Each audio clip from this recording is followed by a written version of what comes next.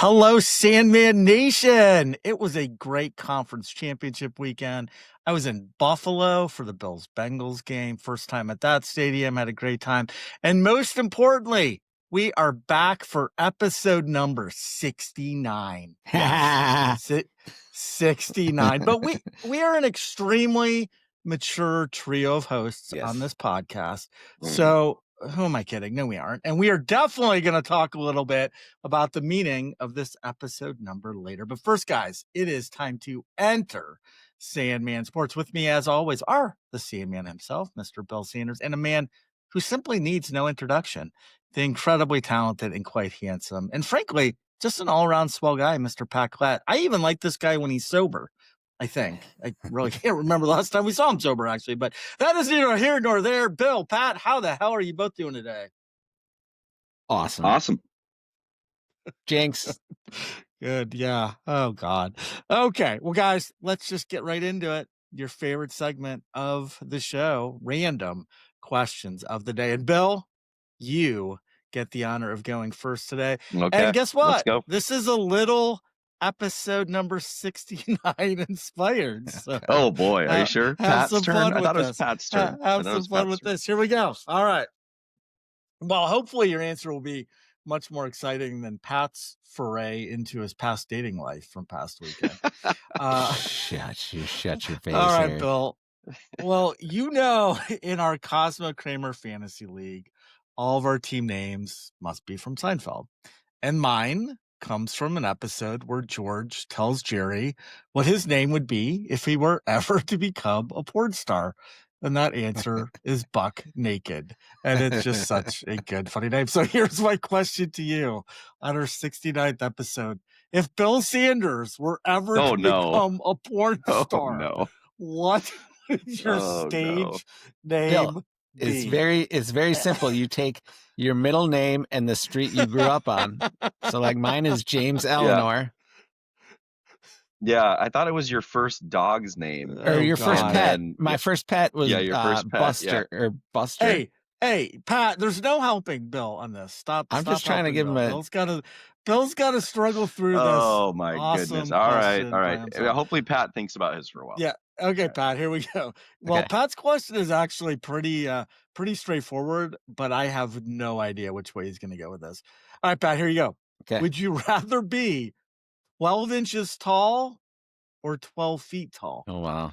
Oh, my goodness. 12 inches tall. For sure. Okay. Yeah. Wow. You're not afraid you get stepped on? That would hurt. This is a great question. But I feel like they both suck. They both suck. They both suck big time. I just think for flying, like getting on a plane, if you're 12 feet tall, there's no way. Yeah. All right, Bill, what do we got? Oh my gosh, this is so painful. Okay, so I just cheated and typed into a porn star name generator. So you guys want to hear what those ones are? Yes, I please. would love to. Clint Benz. Yeah, Clint. Let's go, Clint. It's a great because name. I was gonna come up with something that was like Sanders or Sandman related, and I'm like, I'm not even opening that door for you guys to call me that for the rest of my life. No problem, Clint. So I'm Clint Benz. Clint Benz. Dude, there you go, man. Yeah. So thank you to the porn star name generator. Nice. Well, what was the one? Was this one? I don't know if this was a real one or if this was the one from Boogie Nights, but there was a guy named Johnny Wad. No, Johnny Wad. But Johnny Wad. Oh yeah. I think that was from Boogie Nights. Anyway, okay, Bill, good job, man. All right. Clint Benz. Clint Benz. See, that wasn't so bad. Yeah. That wasn't so bad. All right, well, guys, we are all normal height, and we don't show much porn on our site, although sand porn is kind of catchy. Could be a separate business model stream that we may want to look into, Bill. I don't know. But we do have a ton of awesome content for the sports and sports betting enthusiasts. So please be sure to check us out at sandmansports.com. Guys, we're publishing new stuff every single day. We continue to grow our viewership. We continue to be flattered by all the positive feedback we get about our content. And just a reminder, we have 14 freelance writers cranking out content daily. So a big shout out to all of them for their excellent work and very talented contributions to our site. If you like smart, entertaining takes on sports and sports betting, please visit us and be sure to follow us on Instagram, Facebook, YouTube, TikTok, and LinkedIn. All right, guys. The biggest part of our opening will be college football themed, as believe it or not, and sadly, the regular season is over. Oh my God, guys. Yeah. Can you believe that? That's kind of flew by. Yeah, I hate this. I feel like every year it happens. Yeah. It goes by so quickly. But conference championship weekend just happened. The college football playoffs are set, as are the bowl games. So now, as we always do, we get to look back at our predictions from the preseason. And back then, we looked at every conference, who would win, who were our best over-under season win bets, who we thought would have the best Heisman type seasons, and more. So we're going to dust those off. Guys, I think overall we did okay. We'll get into it, but I was pretty pleased for the most part with how we did collectively. Especially Clint. So, yeah, Clint actually did bring it pretty well. Clint pretty brings good. it. Clint knows college football. Yeah. Clint knows college football. Yeah. So as I said, though, but we're going to start out. This is no. episode number 69. So in honor of that, I do want each of us to share one or two movies, not pornos, Pat, that you have seen over the years that are just super erotic, super titillating, and frankly, kind of just put you in the mood. You know, gets the wife all, you happy because they're like, oh yeah, they just watched that movie. I know what's happening. So, Okay. These can be good movies, bad movies, movies you hope to never see again, or maybe a movie you're thinking about firing up tonight. Any reason, criteria, just some sort of mainstream movie that has some steamy sex in it and kind of get you going. All right, Pat. Anything come to mind there? Yeah. Well, so anyway, I'm out on this. I do recently, my wife was watching this show, The Hunting Wives. I don't know if you guys have heard of this one. But I've seen the trailers for it. My God. I've never watched it. So I'll be like, she'll be watching it and I'll be like coming in and out of the room, like grabbing stuff, and I'll turn and look. It's almost like she's watching Yorno, and I'm like, the kids are in the house and she's half deaf, so she's got the volume on max. And hey, I missed it. Which one was it? The Hunting Wives. It's like oh, my wife loves that. Oh God, yeah, it's buddy. And so I'll just kind of peek in for a couple scenes, and it's just what's the scoop of this show? Is it like Duck Dynasty, but like with hot I have like no idea. women that hunt? Oh, okay. Well, it's not like a reality mystery show. or something. It's like it's not a reality show. It's not a reality show.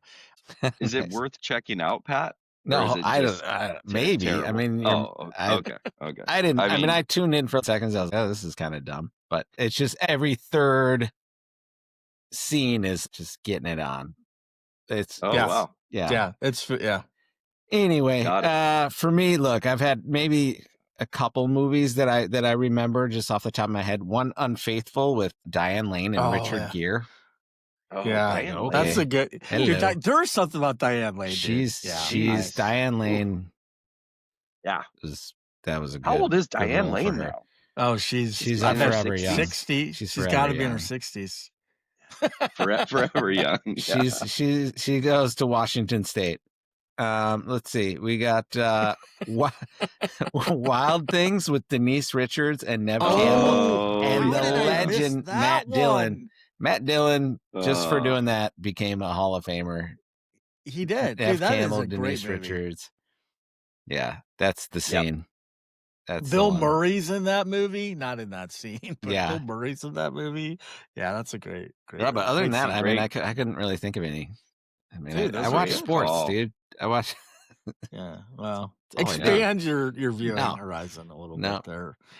Bill, what do you got? It's Clint. Right, Clint Benz. Clint Benz. Please refer to me by my proper name, Eric. I went with Wild Things is a good one. I actually didn't think of that one. I forgot about that one. 9.5 weeks. Yeah. You guys remember Yeah. this movie, Kim Oh, that was, Basinger? dude, when that came out, Oh. dude, that was huge. That was people couldn't stop talking about that movie. And the reason I think this one hits a little different too is because back in those were VHS days, Yeah. right? And so I had a friend that worked at Movies Tonight down at Lake Forest Park Mall, Rachel Nicholson, now Hanson. But I used to go down and hang out with Rach, and we would throw movies on as she was working. But it was like you had to be like clandestine with you'd throw 9.5 weeks in, and then if you customer might be coming in, and then you had to like run over there and like switch out the it was just one of those movies that was like taboo at the time, and so I think it had a little bit of a those extra... VHS can be, they get probably paused a million times at these, and then right. So like as you're watching the movie, it'll like kind of like fuzzy, it freezes. It'll it's like freeze somebody for a second. Like this scene. Too many people have paused this. Yeah. This spot where it's starting to ruin the VHS. Yeah, exactly. But that one I always remember because one, Kim Basinger, just absolute beautiful. And then also too, just that funny things of being down at Movies Tonight and trying to these 16-year-old kids trying to watch this thing without any customers knowing. So anyway, that was mine. Well, you mentioned the VHS, wear it out, Pat. So I don't know who did this, but there was a study done, like legit study done. Do you know, what movie? The most paused scene I know it's of all time? It's Spicoli. I know. Fast Times at Rougemont High, man.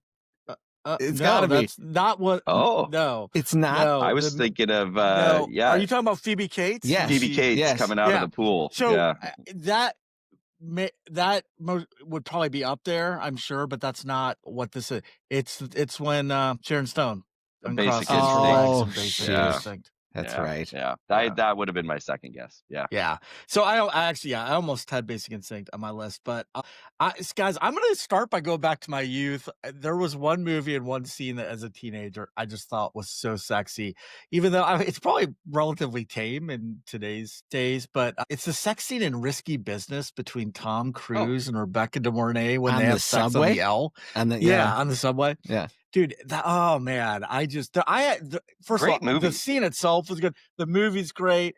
I definitely had a thing for Rebecca De Mornay back then. I mean, she was a hooker with a heart of gold. What is there not to love about her? So, I almost went with Basic Instinct here, but I went with a movie that you probably have never heard of, but it has one of the biggest bankable stars ever. It stars Bruce Willis. Have you ever heard of a movie called Color of Night? Yeah. Okay. So Color of Night. Is that starring Clint Benz? And the main girl in it was this girl named Jane March, who was very attractive, but I don't think was like in anything else. It is really one of the worst movies ever. I mean, it is seriously just a terrible movie. Terrible.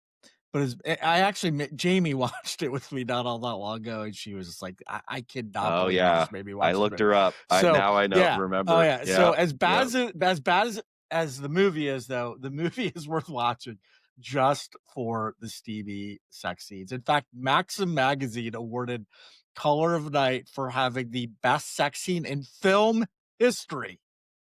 So there you go. It's pretty good. Okay. It's pretty good. Okay. And then finally I got, you guys know I love my Sydney Sweeney movies. So I've talked about this one before. You got to go with The Voyeurs. If you like erotic sex type thrillers and you want to see a little glimpse of Sydney there, check it out. Not a bad movie. And honestly, I do think it's a very good movie. I think it's interesting. It has a cool plot. I don't think the ending is all that good, but thought the movie itself was really good. So. All right, so let's look back into our predictions, guys, and see how we did. It is judgment time. We made these predictions starting all the way back in late July and up through late August for the Power 4 conferences. Let's see how we did. You guys ready? All right, let's start with the American Athletic Conference. We made these predictions back on our July 23rd episode, and our first question for most of these was, who will win the conference? Pat said Tulane. Bill said Navy, and Eric said Texas San Antonio. Pat, nice job, buddy. That's right. Tulane not only won the conference, but they get a bid into the CFP. So you started Yeah. it Wow. off That should very be strong. bonus. Mhm. Bonus Yeah, point. I mean, now I will say we also asked our best long shot bet to win each conference, which had to be 10-1 odds or higher. So somebody that really was not on the radar. Both Bill and I selected North Texas for that. So even though it didn't pan out, we were pretty close there. Pretty They played close. in the Half title point. game. They're actually favored to win that. So nice call on that one, Bill. Mhm. All right, Thank you. for the over under, Pat picked Texas San Antonio over 7.5. They finished with 6, so they did not do well. Bill, you had Navy at over 8.5. They delivered with 9, and I had Charlotte under 2.5. And I called them the worst team in FBS, and they finished 1-11, the worst team in FBS. UMass might be close, but they were Nice. pretty bad. So, all right. So we did okay there. Good start there. All right, let's get to Conference USA. And we were just flat out terrible predicting this conference, guys. Not even remotely close on anything. We predicted Skip it. Liberty. And they finished 3-5 in conference, 4-8 Oh man, overall. they were terrible. Yeah. And for the dark horse, we were just as bad. Pat and Bill both picked UTEP, and I picked Sam Houston. And guess what? Those two tied for last place at 1-7 and 2-10 overall. Mm. So we really We know did our not Conference USA. Yeah, our over under we bet. know We know three- our porn names and Conference USA. Yep. That's right. We That's all right. three picked Liberty over 9.5 too, and they got Oof. 4. Liberty wins. So, Bibberty. yeah, that was bad. We will be burning that part of the recording as soon as possible. Thank It was terrible. Okay, next up was the MAC. We did a little better here. Pat and Bill both selected Toledo, and I picked Ohio, and both of those finished tied for first. But they each lost out in the tiebreaker to Miami, so they didn't get a chance to play for the title. But Miami did, and they were Pat's long shot bet. So even though they didn't win Pat, it, they didn't play again. for the title. So All Pat right. brought it there. Bill had Northern Illinois, and I had Eastern Michigan for our long Northern shot bets. Illinois. Well, long shot bets. Those were long shot bets. Yeah, but neither one did well. And then over unders, Pat had Northern Illinois over 6.5 and missed that. They went 3-9. Bill had Toledo over 8.5. You were so close, dude. They went 8-4. And I had, this was probably my best pick of the whole year. I had Kent State over 1.5. Oh, that's right. Yeah. And the Golden Flashes boys came through for me. They actually finished 5-7 overall, 4-4 in the MAC. So No that doubter. was nice. Wow. Yeah, that was a good one. All right, now let's move to our July 30th podcast where we started with the Mountain West Conference. And guys, we were actually all pretty good here as we all three had Boise State. So that was correct. Nice job. For long shot bets, Pat, you didn't have one. I don't know why, but you just were like, I don't have one. So, Bill, you had San Jose State, who did not pan out, and I had Air Force, also a pretty bad clunker there. For over-unders, Pat, you had New Mexico over 3.5, and I had under 3.5 New Mexico. And guess what? New Mexico finished second in the league, tied at 6-2 and 9-3 overall. So nice job, buddy. Bill, you had Boise over 9.5, and they won the conference, but they actually only finished with 8 wins. So you missed on that. But I do want to give a shout out to Bill because he said the game of the year in that conference would be Boise State versus UNLV. And while Boise won the one in the regular season relatively easily in mid-October, it actually did end up being a rematch in the conference title game. So I think and Boise State trucked them. They did. They did. Yeah. Both times they did. But you were still onto something there. Okay, next up, that episode was a look at the Sun Belt, and we were all brilliant with our James Madison picks. So good job there. And again, for some reason, Pat, you didn't have a long shot bet, but Bill had Louisiana Monroe, who struggled, and I had Southern Miss, who actually had a pretty solid season. And I also had them for my over for that conference over 4.5 wins, which delivered. And Bill, you had, I can't believe this was the number. You had James Madison over 7.5, and they won 11 games. So yeah, I mean that looks that you were brilliant. I mean, I don't know how we all didn't jump on that one, but good catch there. And Pat, you had Arkansas State under 5.5, and again, you were so close, dude. They finished at 6-6, so just barely missed that one. And then that episode, we quickly covered the independents and Pac-2. So Notre Dame, UConn, Washington State, and Oregon State. Again, for some reason, Pat did not make an over-under pick for those. Bill had under 5.5 for Washington State and barely Oh, missed. Barely they missed, had 6 and 6 6. wins. And I went against Pat's ancestors. I went under 10.5, and they hit that as they went 10-2. Good. All right. So then the August 6th podcast was exciting because that's where we started to get into the Power Four conferences. And first up was the Big 12. And I'm going to start with the over-unders here because, guys, we crushed these. Pat, you had Colorado at under 6.5, and they finished Nice. 3-9. Bill, you had Utah at over 7.5. They finished 10-2. Wow. And I had Iowa State at over 7.5, and they Nice. finished 8-4. So they just kind of squeaked Oof. by. It looked like they were going to crush that early in the season, but they struggled a little bit in the mid part there, but they covered nonetheless. So we'll take it. Bill and Eric also both had Utah winning the conference, and they finished just short of BYU and Texas Tech and finished in third place. Pat, you weren't far off either with Arizona State. They finished tied for fourth. So I think we did okay there. Our long shots, Bill, and you had Kansas, who went 5-7. I had Iowa State, who did okay, but not great. Pat, you really missed on this one, buddy. I'm not going to sugarcoat it. You had Oklahoma State, who finished winless in conference and went 1-11 overall. But you get a little bit of redemption here because your game of the year was Iowa State versus Kansas State to begin the year in Ireland. And that was really an awesome game. That was, it came down to the last second. It kicked everything off. There was like I think a goal line stop. There was a lot going on in that game. So that was a good one. So we'll give you lots of credit. Thanks for making me feel next better. up. Yeah.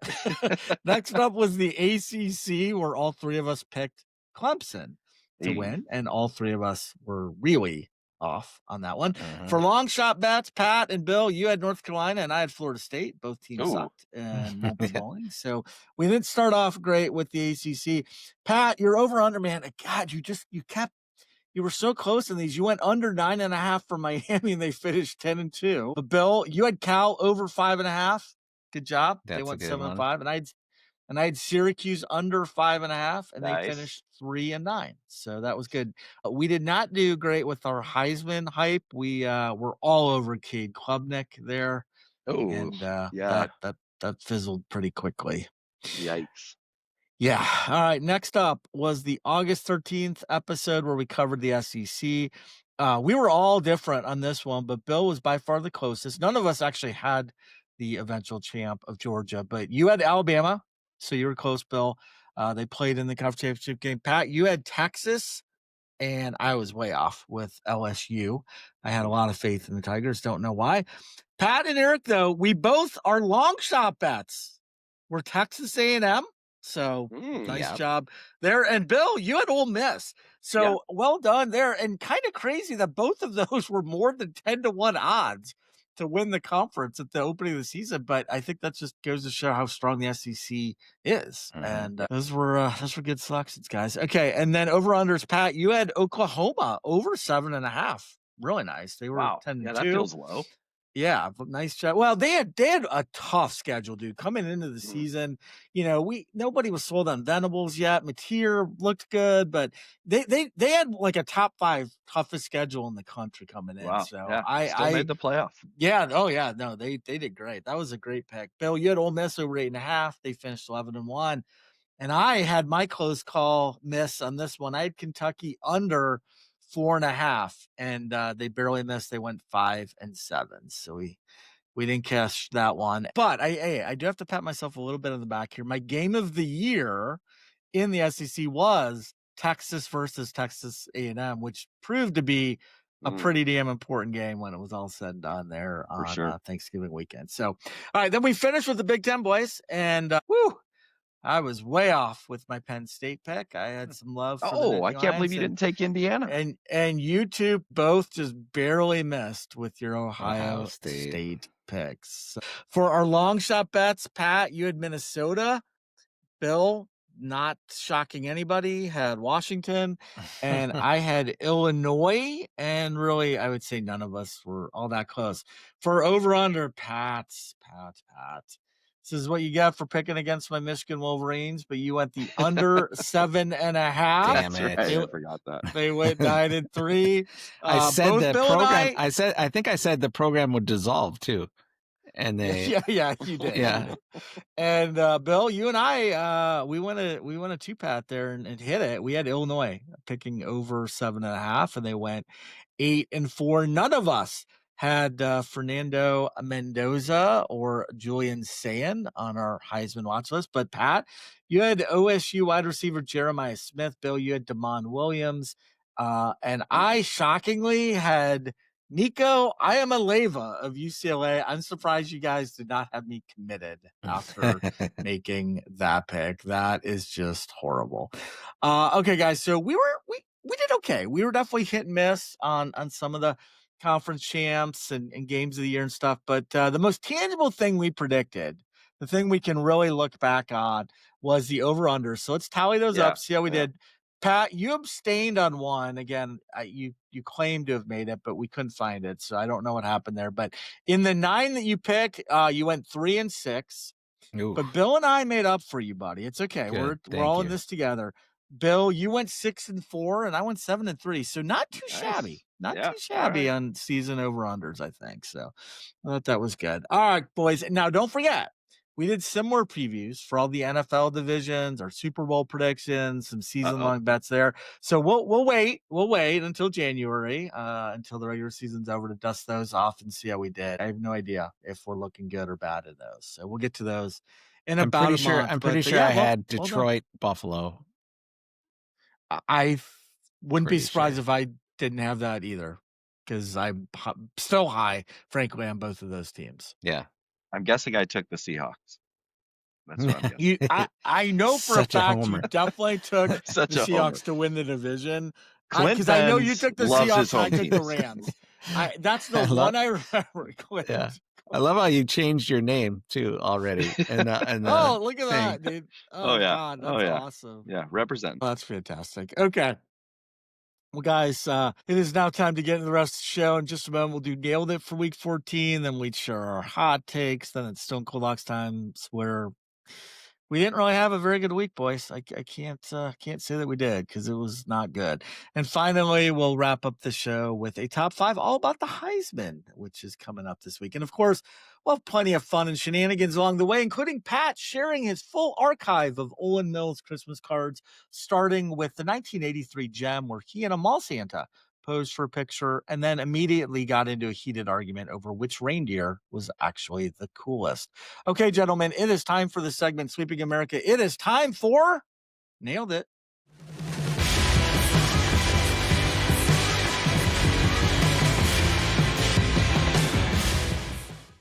We are back for week 14, and I'll hand it over to Bill in just a moment. First, just want to remind everyone that we still have the listener competition every week. If anyone's interested in trying to win a free trip for 2 to Vegas, please go to steamiest.com for more information and how to enter this week. And congrats to our week 13 winner, the one and only Mr. Keith Vesper. Oh, good job, brother, pulling it out. He enters he's almost like the first guy to submit his picks each week. He loves it, and was happy to see him get the win on that one. So we'll see him in the Super Bowl edition in a few weeks here. As for updated standings, the Sandman, man, you had a nice week. Or Clint, sorry. Clint had a good week. You got 6 points. I had 4. Pat had 2. We each nailed the soccer goals question. So that's where which is, you guys love soccer. I guess nail it every week. I mean, as much as we bitch about it, we do tend to do okay. You do. Yeah. So Bill, though, vaulted into first place. He has 33 points now. Pat has 31, and I have 29. Damn. So we kind of just juxtapose a little bit. We're still all within 4 points, which a lot more parity this year than last year. Bill, did you see that they have this tournament coming up this summer? It's called like the World Cup or something, like where they bring nations together to play soccer. It's another. It's just. I think it's a new thing they're gonna do. It's just trying to make soccer more global. I know. We'll see if it pans out. Yeah. They better start to market that. Can't wait for that. All right, what do you Let's got go. for us? Let's do it. All right. Obviously, we got a light college football slate this week. Yeah. So it's going to be NFL heavy, boys. We just Yeah, kind of went okay. after it. And Nothing wrong with that. this week we're going to keep it pretty tight. Okay? We're going to keep it pretty tight, and I'm going to try to avoid any question that happens before the deadline, which I keep doing for some reason. So we're going to mix that up, and we're going to just go with Sunday action here, mostly with the NFL. So, all right, let's dive into it. 5 games in the NFL this week have double-digit favorites. I mean, I was surprised to see that, but it seems like that happens a lot. I just wrote about year. that. I just wrote that in my best bets article. I was shocked to see, or not shocked. It's just very unusual. It's very unusual. That's what I thought too. So this question is very simple for nailed it. Question number 1: what will be the biggest margin of victory from the Sunday or Monday games? Pat 27. Oh, God. Sanders 21. Eric 26. All right, Eric got the sandwich. All right, question number 2. Somehow, boys, the Cowboys traded their best player, and they find themselves back in the mix in the NFC East. I know, dude. This week they face Pat's Vikes, who looked like the worst NFL football team in the league 2 weeks ago against the Seahawks. Obviously, quarterback was a big part of it. And then last week, dominate the Commanders. How many passing yards will J.J. McCarthy and Dak Prescott throw for combined? My gosh, Clet, are you kidding me? Clet, 543. Sanders, 524. Bierman, 457. He has no faith in his Michigan boys. That's what this boils down to. Exactly. He has no faith. How do you know I don't have faith in Dak? Dak, I know. I should have. Question number 3. Okay, there's a couple of good games, but I focus on this one as the marquee matchup of the weekend. The Bills at Patriots. Because will there be a changing of the guard in the AFC East? I mean, obviously right now, Drake May, Patriots are rolling. The over-under is 50.5. It's going to be cold. I saw it's supposed to be in the low 30s. How many total points will be scored in this one? Bills at Patriots. Clet, 43. Sanders, 57. Bierman, 44. All right, well, I just need them to score points. I was thinking it was going to be 45 is what I wanted to guess, but I couldn't talk myself into it. Oh, that would have really made me mad.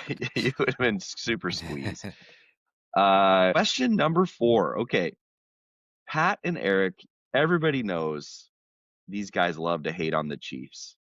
And how much are they loving it that these guys are now 6-7 on the season? 6-7. I mean, 6-7. I didn't think about that. But they're 5-2 at Arrowhead. So this week they faced the Chargers coming off Monday Night Football. And I was at the Kraken game last night, so I didn't watch the game. Did you guys watch the debacle that was the Eagles and Jalen Hurts last night? Yeah. Sorry, dude, Mike. I watched Paston. the whole thing. Sorry, Mike. It was Paston. great, dude. I think Hurts set history, fantasy football history, with getting -4 points on one play, with an interception and a fumble. Like, crazy. 2 turnovers on one play. That was 4 crazy, interceptions. Dude. Oh boy, I had him in one of my leagues, and I think he finished with -1.1 points or something. Like, it was, and I had Stafford on the bench. Nice. Oh, after all your love for Stafford? I know, I did. Oh man, all right. Well, anyway, you guys got to be loving the Chiefs' struggles, but this week's, if they have any hope, they got to run the table, I would think. Anyway, this question comes down to the 2 quarterbacks in this game, though. What will be the difference in passing yards between your favorite Patrick Mahomes and my least favorite Oregon Duck, Justin Herbert? Clet, 25.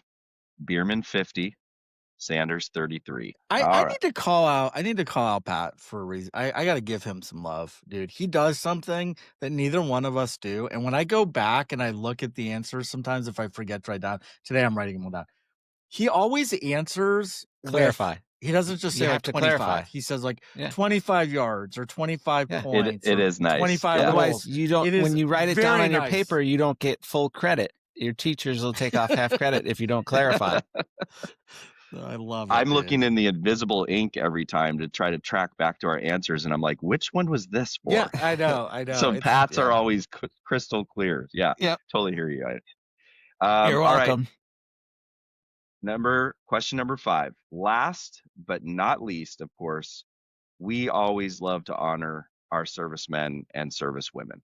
And this week we recognize obviously the contributions and sacrifices these guys make for all of us. Army at Navy this weekend. Navy's a 6-point favorite. Had to throw some love to this contest. At some point, I think it's a bucket list for all of us to get there and witness this spectacle of sport. The question is very simple. How many total touchdowns will be scored in this contest? Over under is 37.5. Navy is a 6-point favorite, if that matters at all. Clet 5, Bierman 6, Sanders 5. Shit, I should have went 4. All right. That's nailed it, boys. Let's see if Sando can pull out Clint Benz can throw out another 6-point week. All right, guys. Good job there. But it's time to get into hot takes. Yes, that's right. It is time for Sandman Sports Hot Takes, brought to you by I can't wait for this. Double Take Salsa. Guys, when you think salsa, you probably think heat. Double Take flips that script. They start with flavor, fresh, high-quality ingredients that just pop, and then add heat in perfect balance. The taste hooks you, and the spice makes sure you remember it. For anyone who claims to love salsa, this one is simply a must. Head over to doubletakesalsa.com and follow them on Facebook and Instagram. All right, Mr. Platt. What's your porn name again? We got a porn name for you? James Eleanor. My middle name in the street I grew up on. James Eleanor. That's pretty solid. Not as exciting as your dating details from last week. I'd be Sadie 185th. Oh man, Eric, I'm sorry that my dating life was not as exciting as you wanted it to be. It really top was 5 dates. That's next episode 7. I didn't have 5 dates. I never went on. We could do top 3. I just find that hard to believe, dude. Look at you. I'm a stunning. I know. I'm like an Adonis. You are It's crazy. It's crazy how that doesn't work. How about if you guys want a dangerous top 5? How about top 5 girlfriends? I didn't have 5. You guys, you can't keep putting me. You can't. The wives, you guys can't listen to this episode. Yeah, dude. That. Oh man, spicy. Anyway, okay. All right, segue. So, what do you got, baby? It's hard to transition, but are you guys talking about Lane Kiffin and Alabama making the playoffs, or should I just go into a little bit of a? No. I mean, first of all, I could not wait for this from you this week. It's just the dumbest thing. The fact that Lane Kiffin left, can leave, and Alabama makes it into the playoffs with 3 losses makes me not even want to watch at this point. I mean, who wants to watch James Madison, Oregon, or Tulane, Ole Miss now? Like, and even worse, we have to watch someone advance out of that Tulane Ole Miss game. I mean, who knows? Ole Miss, maybe they'll rally without a coach, and that'll be the story, and it'll be fun to watch. But I don't know. It's just so dumb that we have Tulane and James Madison in there, and it's one of the blatant. It's blatant bias against my Irish brethren. We won't tolerate this type of hate. We won't tolerate this type of hate anymore against the Irish people. So anyway, I don't know. I just don't see how. And Alabama got worked by Georgia. Like they just absolutely worked. How does that make sense? It's dumb. Anyway, you did not get to watch that Monday night game, Bill, but I watched it, and those Monday night games are always so much on the line for gambling pools and like fantasy playoffs and stuff. So I thought of the Monday nighters that we've watched recently, that was pretty interesting game to watch. And of course I picked the Eagles +3, thinking Herbert's got a broken hand and Philly D. This is a lock, right? I mean, that's how gambling works. You just kind of think, oh, this is a no-brainer, right? And Herbert was just beat up all night, broken hand, blood on his arm and scabs and tape, athletic tape flying everywhere. There's no way he does it for the Chargers, and he guts it out, and the Chargers D comes through with turnover. Those turnovers by Hurts were bad. He was throwing high to AJ Brown all day. Something about his throwing motion too, his mechanics. I don't think it's not as compact and tight as it needs to be. It's almost like he's winding up to throw the biggest fastball, and it's like, he just winds up so big, and I think he's sending him up high. He's got to get him down a little lower, especially over the middle, right? Because over the middle, when you throw through the middle as a quarterback, you're supposed to get that down. You want that ball to be low, right? You throw it to the sidelines, you throw it higher, is what I understand. But anyway, so back to Herbert, though. He just became my least favorite quarterback in the league because he gives Laura Rutledge in the post-game interview leave me alone, I'm trying to celebrate with my teammates. How could you ever disrespect a dime piece like Laura Rutledge like that? Disrespectful, so I hope he chokes on a piece of popcorn late at night in his home and his cell phone is nowhere to be within reach and he can't call 911 and he dies. Mm-hmm. Wow. Sorry, was that too much? Brutal, dude. That is a hot take. That is a hot take. But yeah. I do feel like post-game interviews should be reserved for great feats, record-breaking nights, and championship games. Otherwise, let's just throw it back to the studio. Do we need to interview someone who had a mediocre game? I agree with that, dude. Like if it's record-breaking, let's go down to the field like an to incredible Laura. Finish, or an incredible finish. Let's go down to the field. I agree, dude. It should be reserved for those three scenarios. I don't even watch them anymore. I really don't watch. I typically turn it off. I mean, if it's on and I'm not near my remote, then I'll. But I care less what they say. It's all. These guys scripted, but guys. It's all the same stuff. The defense came through. Yeah, and it's the same stuff every time. Well, even and I don't know if you guys saw after Indiana won Mendoza, and I love Mendoza, and I'm not, but giving glory to God after every time they win, I don't know. I get tired. And I get it, to be honest with you. Yeah. No, we've had that talk too before about how come on, man, I don't need to hear about your beliefs in Christian beliefs at this point. We're talking about the sport. Yeah. Yeah, exactly. But anyhow, the only other thing I thought of as I watched that game last night, they did this. It was late in the game. The defensive lineman jumps into the neutral zone, and then the lineman reacts and stands up and points. Whereas back in the day, you remember it would be guy jumps over, and then if he can jump back before the snap, then he's still safe. I liked it better that way. I think they should come up with a way where if the defensive lineman jumps into the neutral zone and it forces the lineman to false start, then he doesn't get penalized for the false start and they just blow the whistle and just try it again. Yeah. Or some way to because it's too easy now if a defensive lineman jumps over for the lineman to just stand up and point. I don't know. I liked it old way where it's he got back just in time just before the snap, and I thought that was a lot more fun. Yeah. So anyway, whatever. I mean, it makes sense. I mean, the snap hasn't taken place, so why can't the guy be over there? Yeah. And then if you see him jump over, just snap the ball, and then he's off, and then you get that free play. Right. But, I mean, I don't. It's a great. Wow, dude, you brought it strong today. I know, but the end of game pressers, we got to save that for just the record breaking. Amen. Yeah. Well, I mean, Pat dove in a little bit here, but my first take is this is bowl games related. Do we need 46 bowl games?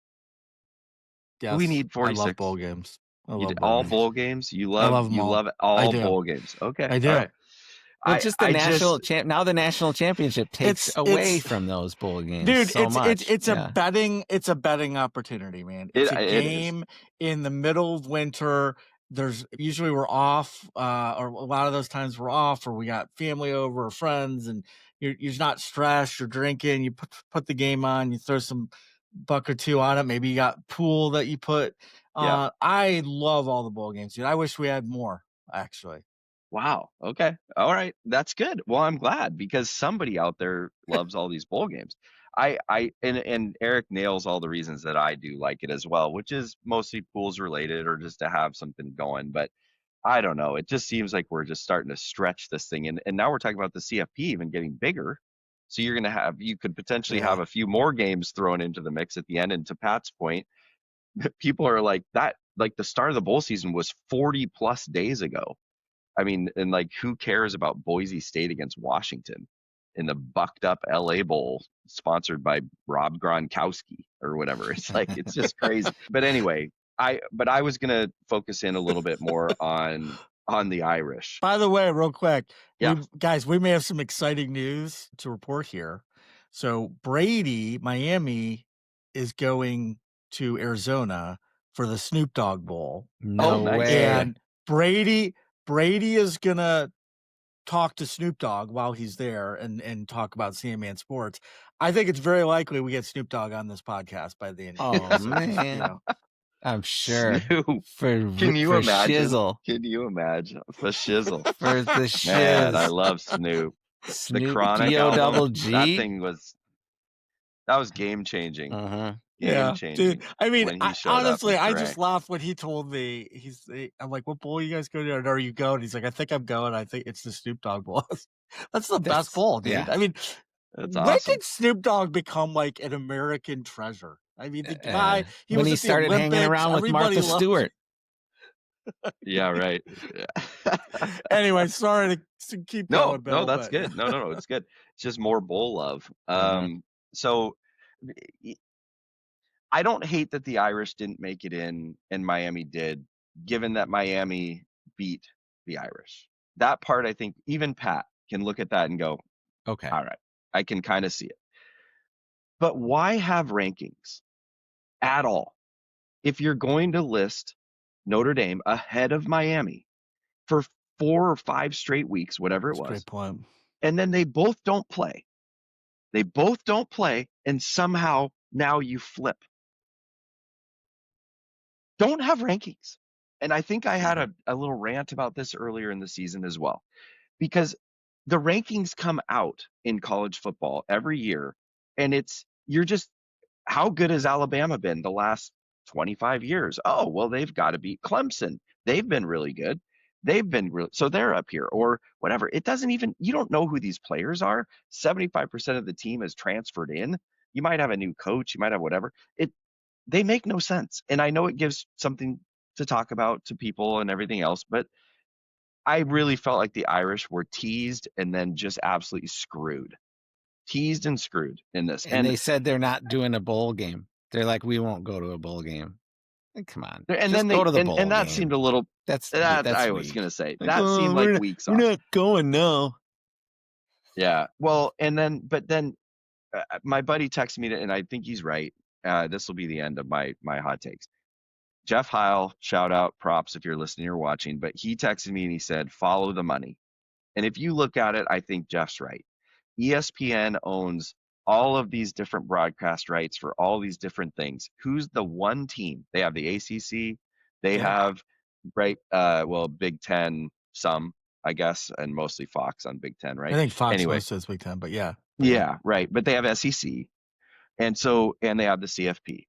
And who's the one team that does not fall into that mix? Yeah. Irish. Right. And so one of my hot takes is going to be about the Irish too. It's going to hit on a lot of what you guys were talking about. But yeah, what I don't hit on is the Irish do need to get in a conference, and hopefully things like this will help push them to it. So right. And that was part of the reason that I also was like, good riddance, kind of a little bit. Like you've always been holier than thou. Yeah. No pun intended. For we don't need to be in a conference. But the reality is, I mean, they do. They need to slot in and follow in line, and then maybe they won't get screwed like this in the future. So I don't know. That was crap. Sorry, Eric, and I did say that was my last hot take. No, but go the ahead, one last thing. Take your time. Looking at my notes, I did remember. Are the Seahawks and the Rams all of a sudden the class of the NFC East? Or I'm sorry, the NFC. Yeah, the NFC. No one's gonna say Bears. No one would say Bears. I mean, nobody should have said Bears ever. And a buddy of mine yesterday said if the Seahawks. Well, if I mean, eventually, but not this year. I don't know. Caleb can throw a pass even somewhat accurately. They would be. It's just so inaccurate. That's the only thing. Otherwise, their defense or takeaways, they're good. It's just Caleb Williams cannot put the ball where it needs to be. Yeah. I think one of the most fascinating games of the week is the Rams hosting the Lions, though. I think that's going to tell you a lot. if the Lions win that game, I think you gotta worry about them going all the way. If they don't, then I think it is just the Rams or Seahawks.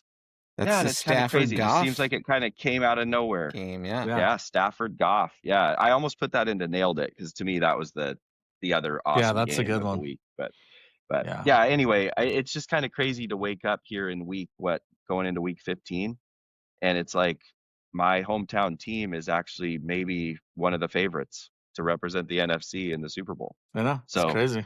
yeah, crazy in Mike McDonald's second year. So anyway, go Hawks. So, guys, I'll just start with the take on Notre Dame, and you both hit around some of what I want to say. We talked last week about who we thought would or should make the CFP, and I said I just didn't think Notre Dame, while I wanted them to make it, I didn't think they would because of their resume and the teams ahead of them.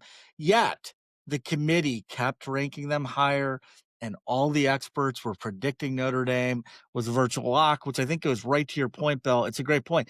Why do these rankings? I mean, if you're going to do the rankings and then just switch the two when neither one played, like, I get, okay, maybe a team they played won and that makes it Yeah, the win look a little better or whatever, but it's just I feel like they do that very dramatically and much more often than you can make the case for realistically it making sense to do. And I don't understand why we have those rankings. So I understand Notre Dame being misled and being a little butthurt about that and how it all played out. But again, I said last week, I think that's the right decision. I think Miami deserves it because of head-to-head. I think Oklahoma because of their better wins and being in the SEC. And while Bama had 3 losses, which is kind of mind-boggling, but their third loss was because they made it to the SEC championship game, and they lost against a team that they had beaten earlier in the year, a team that happens to be ranked top 3 in the country. So Notre Dame's best win was probably against USC, and their only road win against a team with a winning record was against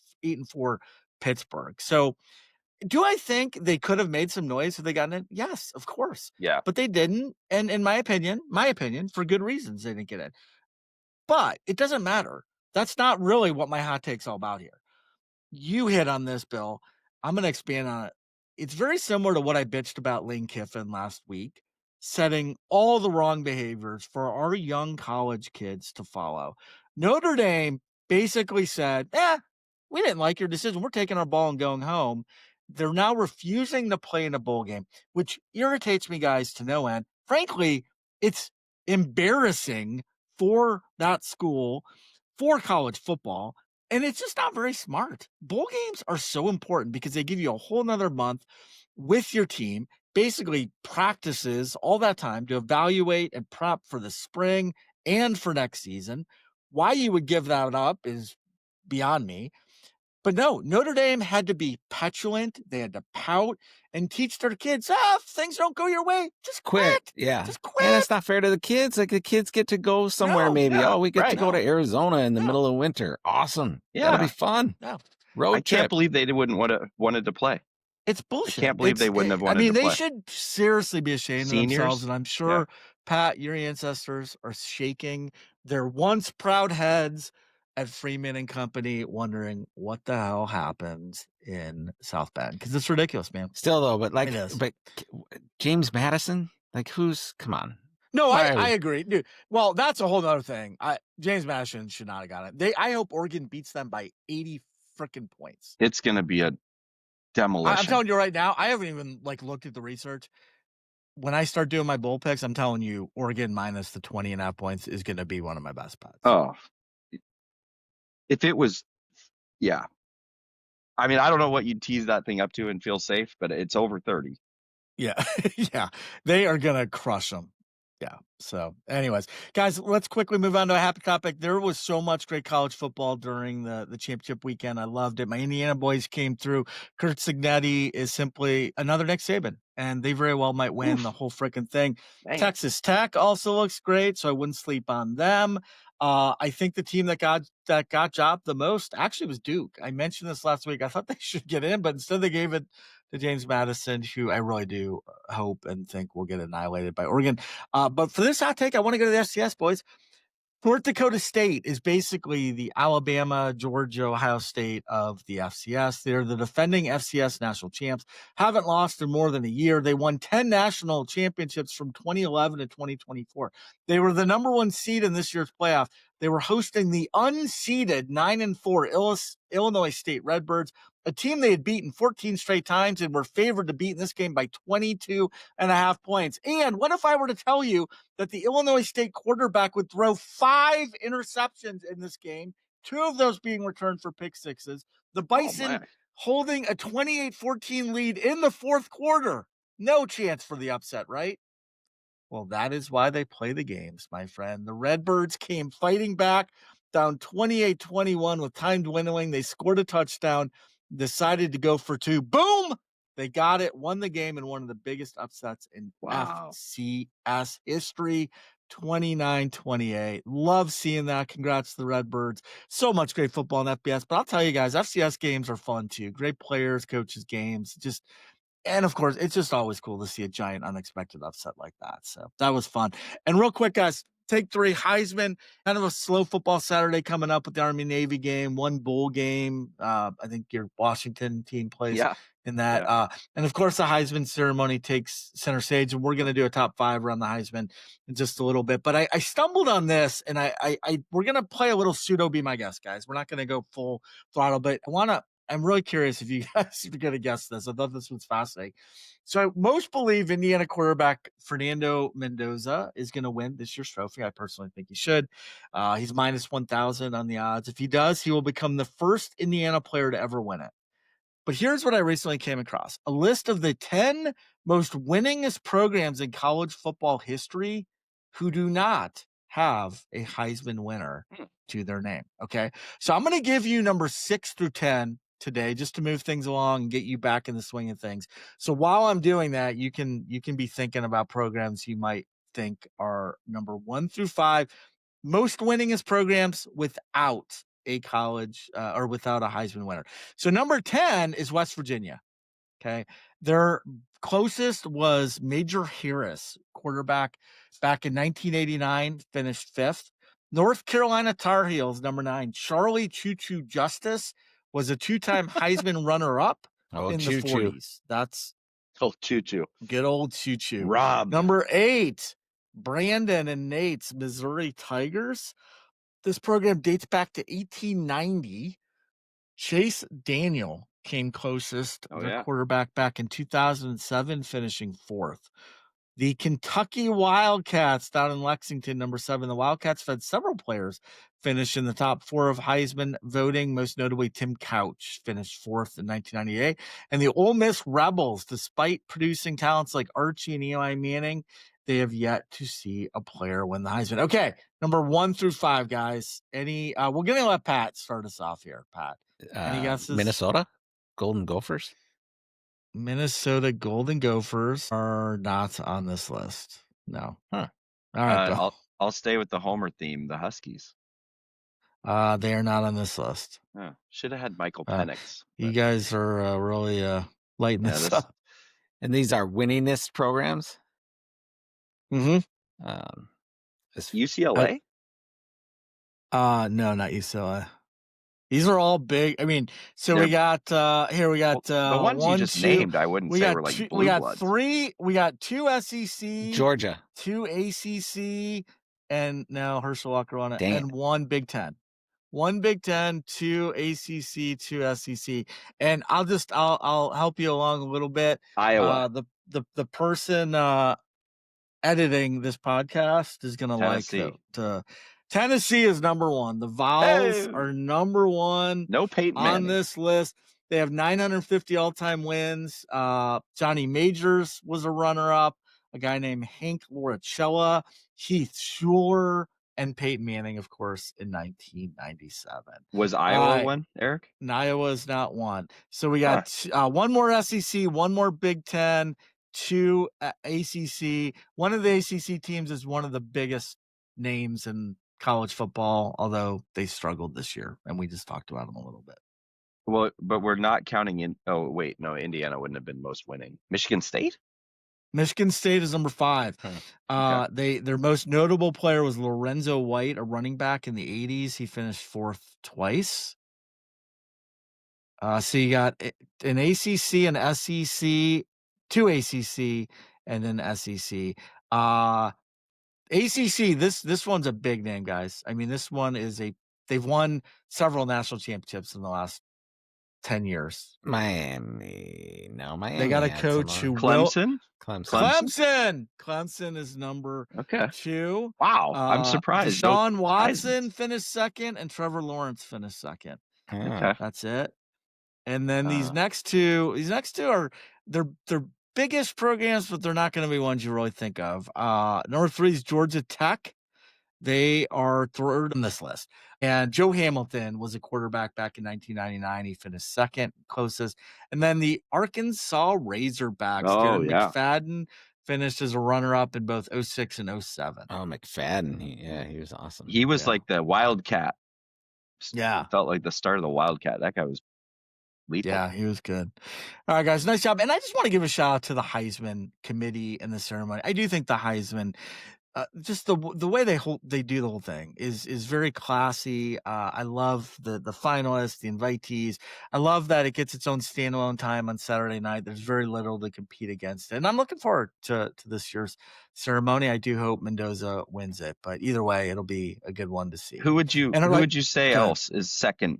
Like, is it Pavia? Pavia is from an odds standpoint. Got to be Mendoza, but I like right? Jeremiah Love. I think I like times when it's not a quarterback. I mean, in this particular year, I do think Mendoza deserves it, but I like I liked Hunter winning it last year, even though I don't particularly like Hunter himself. I like the fact that he won it at a different position and a little unique. So I would like to say too, Eric, thank you for not rubbing it in my face, the Indiana win over Ohio State. I basically laughed in your face last week saying there's no way David will ever beat Goliath. And you're being such a pro and not just dishing it back. I haven't won I think the those two bet teams yet. face each other. I do. I think too. those I two do too. teams. Yeah. I do need Indiana to win one more game. They got to make it to the Final Four, so they're going to have to win that first game, and it's going to be either against Oklahoma or Alabama, which it's not going to be easy. But none of us talked about the kick, the missed kick. Dude, no, I because I feel so bad for that kicker. I don't want that kid to get any more bad pub. It sucks. I feel bad for that kid. Yeah. So rough. Yeah. That was a crucial miss. Yeah.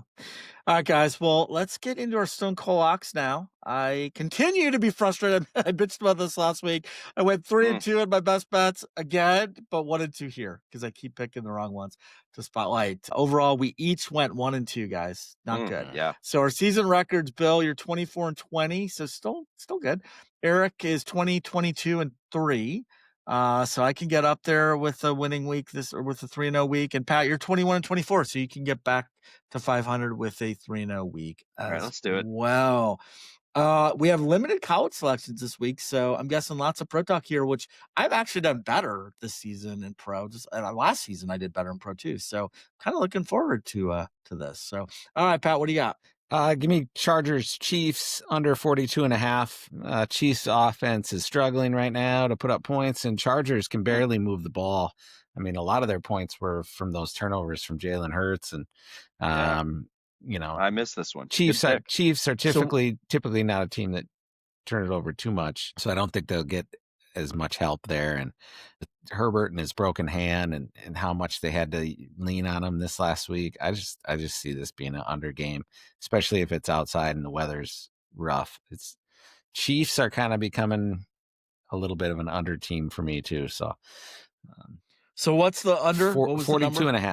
42.5. My first Stone Cold Lock is actually going to be the UW Husky men's soccer team against Furman in the Final Four. Okay. Just for the record, my boys, my dogs, man, That's what hilarious. a run into the Final Four. It's so cool. Anyway, my legit first Stone Cold Lock is, I'm scrolling back down to my notes. Sorry. I'm taking the Hawks. I'm taking the Hawks minus 13.5. Look, Indianapolis they are free falling.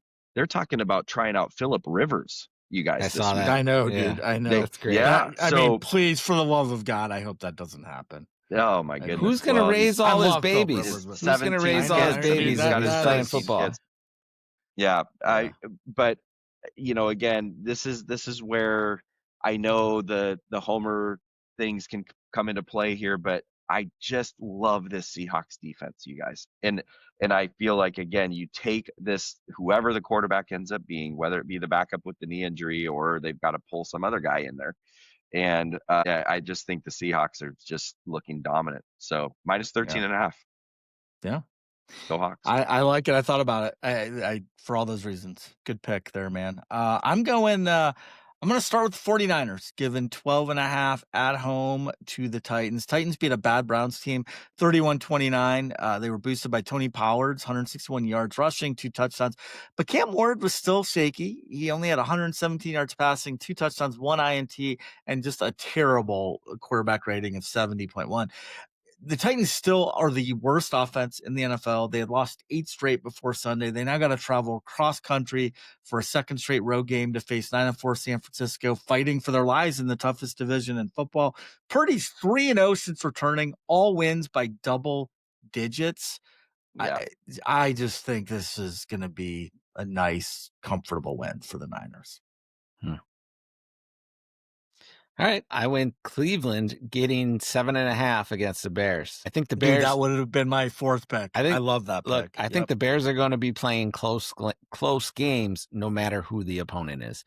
The Bears they're going to be in close games, I think, all year long. So 7.5. I think this will be good time to jump on Cleveland. Cleveland getting a little bit of a spark from Shedeur. Shedeur looked he's good. He's looking okay. So did he? I didn't see any of it. 4 touchdowns, 4 Yeah. total touchdowns. Wow.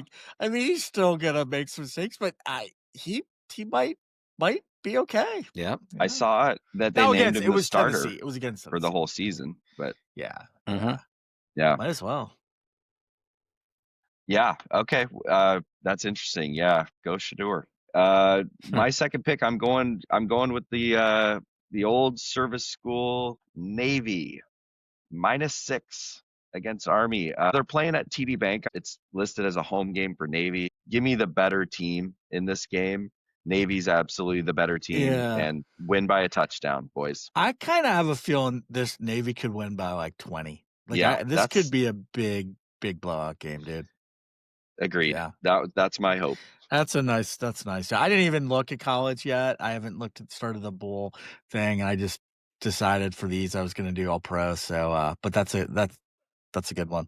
Thanks. All right. Next up, I'm taking the Lions, getting 5.5 at SoFi against the Rams. The Rams are rolling. They're 10-3. They're back home. They're currently the NFC's top seed, right there with Seattle. Stafford, we've talked about him. He's incredible. The Lions are 8-5. They've been inconsistent lately. They've gone 4-4 in their last 8, but they're still fighting for the NFC North. They're still loaded with talent, guys. St. Brown came back last week healthy. That was good to see. These teams are nearly this was shocking to see, dude. They're nearly identical statistically across all of these key categories: total offense, total defense, rushing offense, rushing defense, passing offense, passing defense. They're all within like 1 or 2 spots from each other on almost all of those. So they're just very evenly matched. And when you're getting 5.5 points like that, I know it's an away, but the Lions are still a very competent team. And I like getting that many points. So we'll take Detroit. Nice. This next pick is 100% driven by hate and 0% logic. So we're going Denver, getting 2.5 at home versus the Packers. I don't know how the Packers squeaked out of that game. They should have lost that game.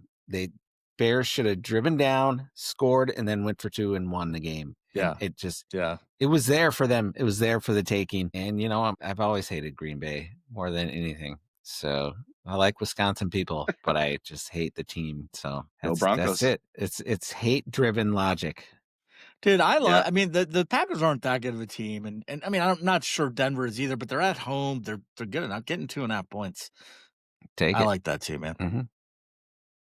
Yeah, Eric, I got a 2-pat with you for my third one. I love the Lions. Maybe this is a little bias against the Rams and just kind of hoping, but I don't know, something about the Rams feels like it might be taking a little minor step back. And then I don't know if you guys saw, and I'm probably putting too much into this, but Puka Nacua was live streaming in the locker room after the game. And apparently some of his teammates called him out for it.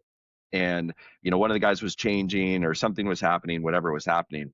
And so the Rams may be suspending Puka Nacua for a portion of this game or Wow. all of this game, which would be big. Now, That again, would be big. it may not happen, but I still loved the Lions getting this many points on the road, and simply because the Lions can score. And Yeah. so to me, I just like You that got a number. back and cover. They could come. Yeah. I mean, Yep. yeah, I like it. So keep it close. We got a 2, Pat. All right. Good. All right. Well, I will finish, guys, with if you told me I was going to make this pick 2 months ago, I would have said you're crazy, but I'm going to go with the Panthers given 2.5 in New Orleans. The Saints are 3-10, but they've been competitive. They winners of 2 of their last 4, coming off a nice road win in Tampa. Knocked me out of Survivor. Oh, man. But, their quarterback, Tyler Show, still turnover prone, bottom 3 in quarterback rating. Their defense can be gashed on the ground, which plays into Carolina's strength, their 10th ranked rushing attack. I expect them to focus there with Dowdle and Hubbard. Panthers beat the Rams 2 weeks ago in a huge confidence builder. They now come off a bye, rested and healthy. Carolina, I think, is going to have a little bit of revenge factor here. They remember an earlier home loss to New Orleans a month ago. They're tied for first in the NFC South. They're going to be out for revenge. They've got a real chance, real playoff motivation here. I think they come out. Bryce Young's been playing better. It's a small number. I like them covering. Good luck. Yeah. Yeah. All right, boys. Well, let's finish the episode off now with our top 5. I mentioned earlier this week's top 5 is going to be all about the Heisman Trophy of years past. Everyone's list this week will include our top 5 favorite players who have either won or been invited to the Heisman ceremony. So we'll mix it up a little. We'll share some winners each and some that were finalists but didn't win, even though maybe we think they should have won. So again, our top 5 Heisman winners or finalists of all time. And by the way, I didn't realize this, but until I started prepping, but there's no clear list of all invitees or all finalists before 1982. Only winners before then. Before then, it was kind of like, I don't know how they did it, but it was odd to me that they don't have actual list of finalists before 1982. But anyways, all right, Pat, what do you got for your number 5 and 4? All right, I'll start you off with Baker Mayfield. He's just a battler. Mm-hmm. The guy's, I was either going to pick Manziel or Baker good for my number 5. They're kind of similar. Train wreck Manziel. I like Baker. I like Baker better. He's got Better so much NFL desire player, to win. You can't help but root for the guy. But I did like Manziel too. So this was a tough one for me. He was good. Manziel, just good. The way, Well, you got Baker planting the flag. Yeah. And I mean, they got some dude. They got some moxie. I like both of them, but give me Baker for that 5 spot. And then my number 4 is a hometown guy. Went to my high school, and Chris Winkie. He was like 26 when he won it. Florida State. His sister was quite possibly the second prettiest woman ever created. I mean, there's no doubt about it. Year below me. So yeah, give me just based on that alone, Chris Winkie for sure. What? Not Love even it. To say it. I was just gonna make such an inappropriate joke. All right, good. I'm glad you sustained. I'll jump right in. 5 and 4 for me. So number 5, I went with Lamar Jackson. When is a sophomore, I think, Louisville. Boy, I just remember him. I mean, just about as electric as it gets in terms of just running with the football. He was so good. Yeah. And Michael Vick-esque, and then but can sling it. And then obviously he's proven that moving to the NFL and winning MVPs. Lamar Jackson for me, number 5. Number 4, one of my favorite players in recent memory that wasn't one of my own guys, Derrick Henry. He was absolutely unstoppable at Alabama. Just a beast. Love how he just absolutely wrecks. Yeah, rumbles. And then obviously in the NFL, he's been a stud as well. 2015 from Alabama. So he was that's great, my number 4. Love it. So just an FYI, you all know how much I love Barry Sanders. So he would be on this list most likely, and both Charles Woodson, Desmond Howard. And we are allowed one homer, but I chose not to go with any of those guys. I've talked about each of those. I tried to be a little different with this list. So my number 5, I'm going with Vinny Testaverde, quarterback Oh, for the wow. Hurricanes back in the day. He came in 5th in 1985. He won it in 1986. I was like in 7th or 8th grade this time. I played quarterback for my middle school team. My nickname from my teammates that year was actually Vinny, based on how I would scramble and throw. People would yell Vinny, chant Vinny from the stands there. So, but it's funny, guys. He won it in 1986, and he threw for the most touchdowns in Division I that year with 26. Just by way of comparison, I looked.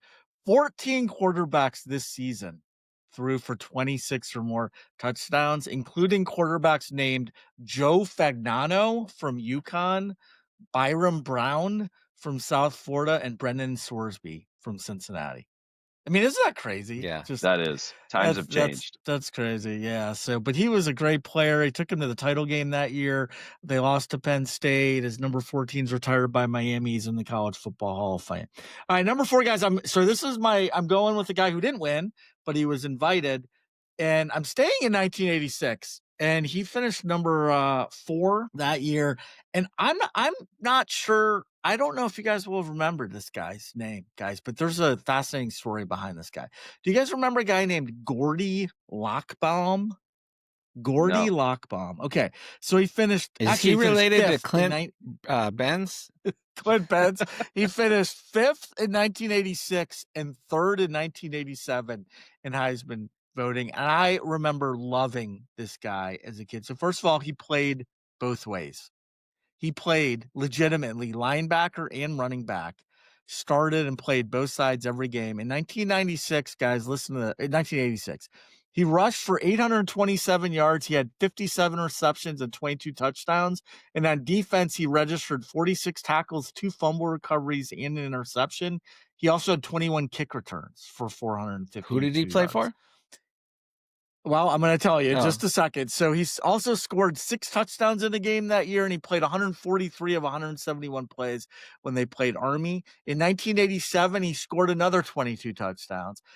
By the way, guys, Gordy Lockbaum went to Holy Cross, an FCS program, and he made the Heisman ceremony twice in a row. A 2-way player from an FCS program. Hells yeah. I love this guy. He was a 2-time first-team All-America defensive back. He still holds Holy Cross records for most TDs and points in the season. By the way, real quick, the only true FCS player since him to be invited to the Heisman ceremony was back in 1994. This guy finished 3rd. He had a great NFL career. He sadly is no longer with us. Rashawn Salam won that year. Kajana Carter came in 2nd. And Steve McNair from Alcorn State finished 3rd that year. So, all right. What do you got for number 4 and 3, Pat? 3 and 2. I got Travis Hunter. Yeah, 3 and 2. Travis Hunter. Okay. I know you from Colorado. Yeah, okay, he's like the Shohei Ohtani of college football last year. He is. You know, as he can do it on offense and defense, and so rare to see a 2-way talent. So I thought for sure give some love to Travis Hunter, just because you know, to be able to play on both sides of the ball is at that high a level is very impressive. So I'm going to give him a little love. And then my number 2, I went with Reggie Bush because he was NIL before it was legal. I love Bush. Need I say more? Who doesn't? I wish Bush played for the Beavers. What a perfect, that actually, you know, for episode 69, that's a strong consideration for the title of this podcast. I love Bush. So, yeah, I mean, he was awesome. He was electric. He was so cool to see. We're leaving that one there. Yeah. Yeah. You know, so many. Bush never played for the Beavers, huh? No, he didn't. No. But he did play for the Trojans. Oh, yeah, he did play for the Trojans. Nice. We are so immature, guys. What is wrong with us? Seriously? I didn't evolve. I didn't evolve much after 5th grade. All right, my number 3, boys. Oh, knows. everything, right? Bo knows Yeah. Heisman trophies. Bo Jackson, 1985, best two sport athlete of all time. He's got to be in that conversation. Yeah. Trucking Easily. Seahawks in the Kingdom, including Brian Bosworth, to Wow, Royals. I'm surprised you're acknowledging that. I didn't love Boz, but yeah, I mean, his arm breaking bats without even hitting it over his knee. I mean, the guy was just unbelievably great, dude. strong, Yeah. athletic. Shame too, because if he had been born a little bit later, his hip injury would have been fixed and he probably still would have been playing sports. Anyway, Bo Jackson is my number 3. My number 2, I also love Bush. So Reggie Bush, it's a 2-pack. Who doesn't love Bush? I mean, I love Bush, but he didn't make my list. He is the most electric football player, college football player I can ever remember. When he got the ball, you just thought he's going to go.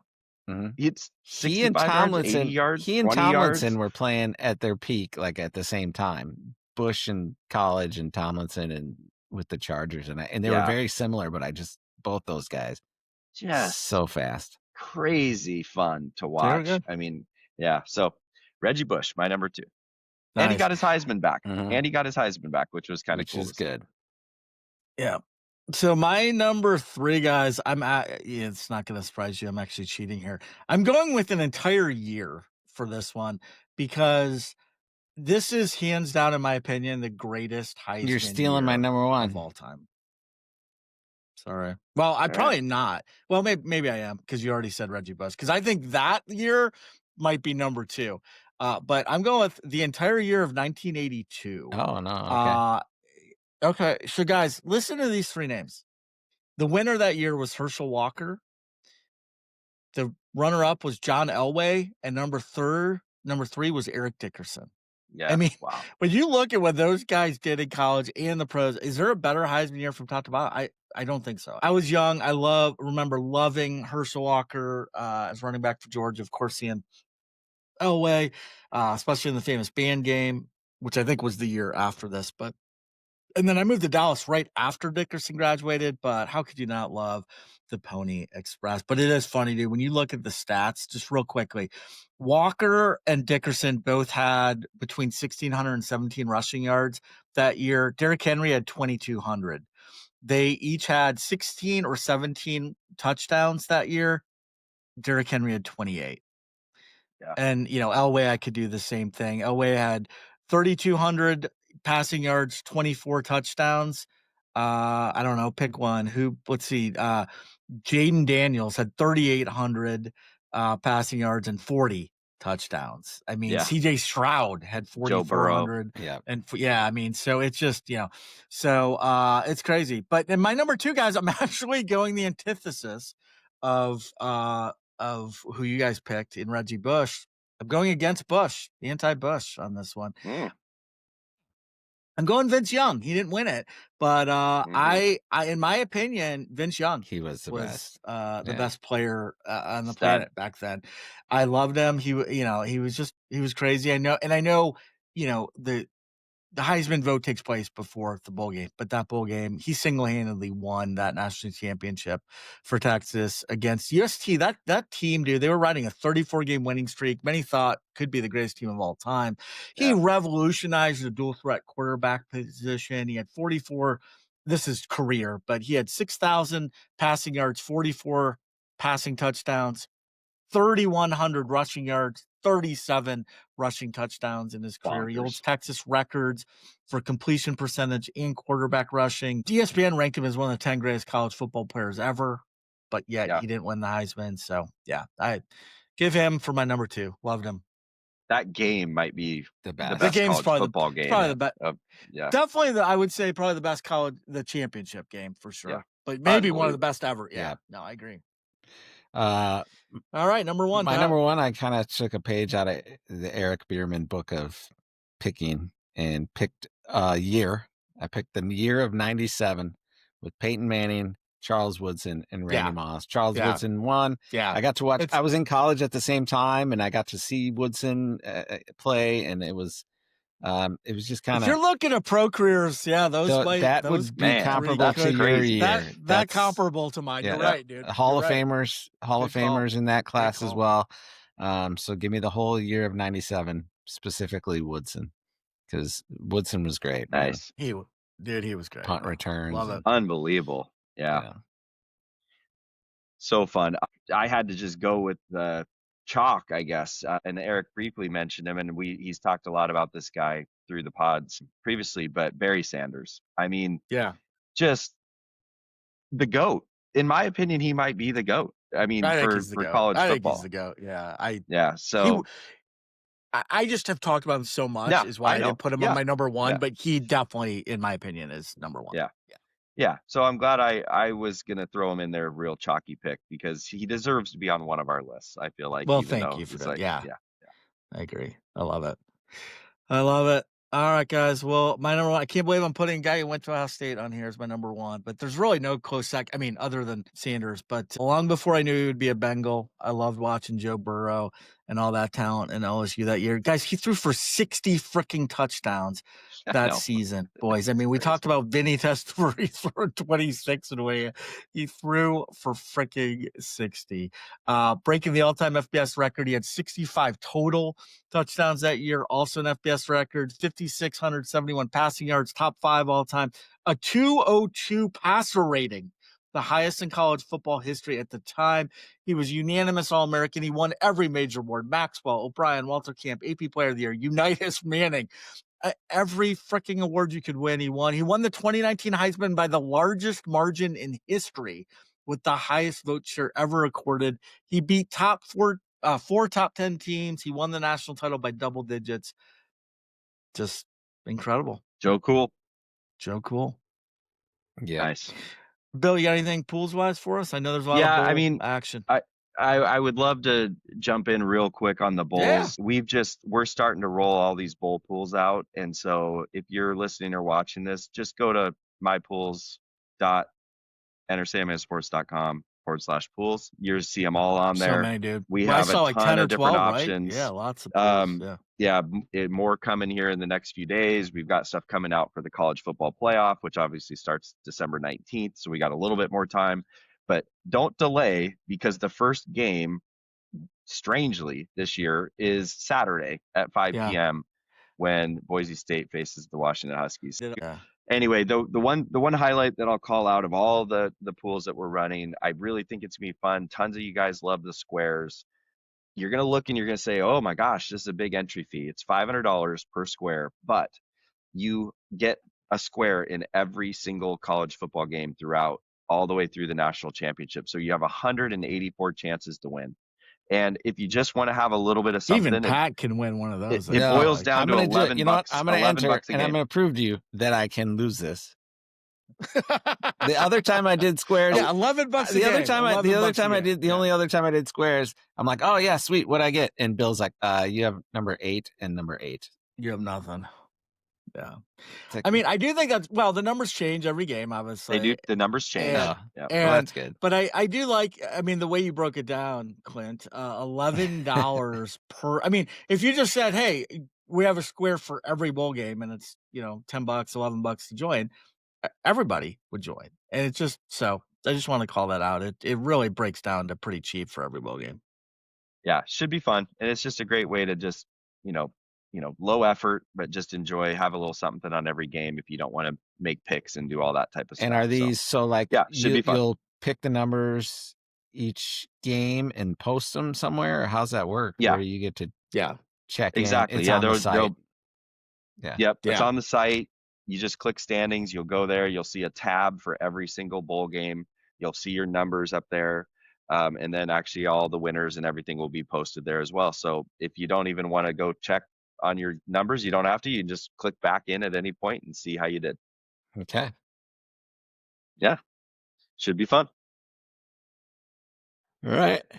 All right, boys. Well, I can't believe we've come to the end of another Great episode. But we What have number was this? Clint. I get to see you tomorrow as I'm Yeah. flying out there to talk some Sandman Sports business. Can't wait to see Oh, you. thanks and, for the It invite. should be a fun few days. I'll And just stay at Pat, home. hey, Pat, I That's was just fine. going to say, I'm counting the days for our Nailed It trip to Vegas, dude. Well, it's much more fun. I know, Vegas is much more Vegas, I fun than can't wait. Seattle. Come on, dude. Well, guys, love to keep it going today, but sadly, it is time to exit Sandman Sports for today. Also, want to thank all of our listeners as always. Enjoy the Army-Navy game, the Heisman ceremony, and the very first bowl game of the season. Enjoy the weekend, everyone. Peace out and take care. Good luck, everybody.